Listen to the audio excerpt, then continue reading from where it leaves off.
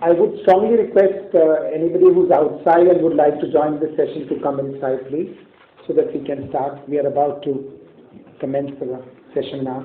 And thank you, my fellow panelists. So, I think most of the items that I wanted to begin my presentation with have already been covered in the last panel discussion. So, what I'll do is I'll quickly just give a brief synopsis of what we are doing and how we have aligned over the time when it comes to the engagement from the multilateral perspective.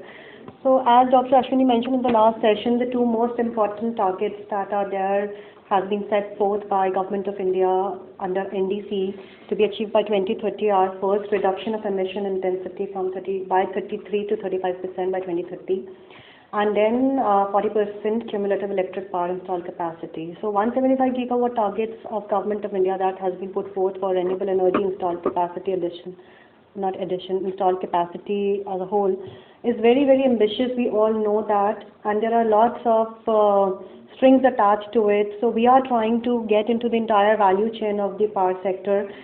So not only just investments purely in the solar sector, but also bringing in new technologies in the country. And thank you, Sanjeev.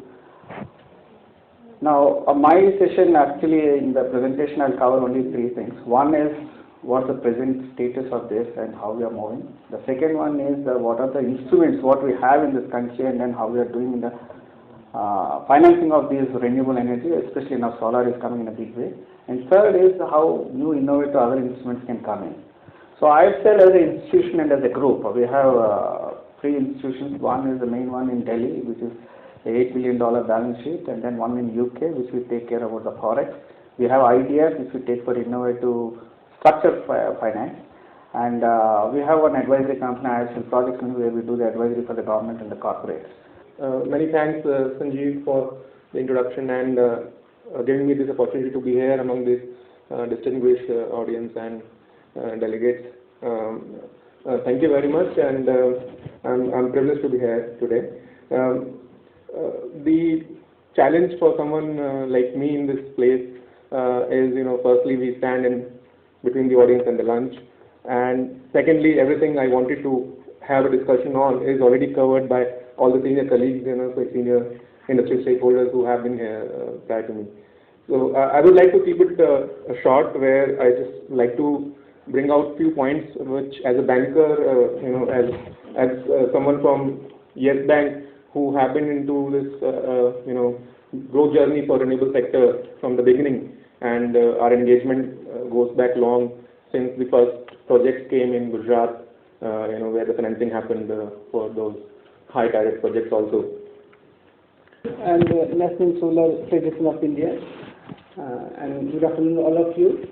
So I will keep very short and try to cover what as a lender we look at and what kind of financing instruments are available in the market, how we see funding opportunity, and how we provide as a lender.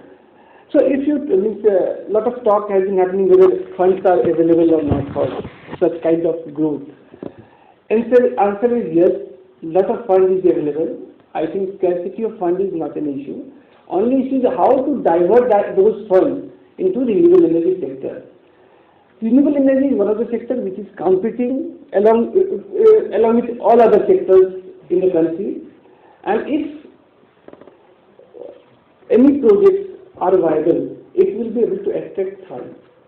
And good afternoon to all of the delegates and distinguished participants. The Export-Import Bank of India is a specialized development financial institutions and totally government-owned organizations.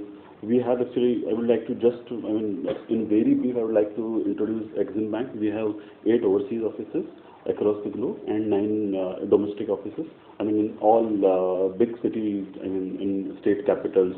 As Sanjeev has already mentioned, we are working in 3 major verticals in our organization. One is corporate banking, which will provide the finance to export-oriented units for their domestic expansion, for establishment of greenfield, brownfield projects, or for their overseas investment in terms of their acquisition overseas, or try to establish some facility overseas.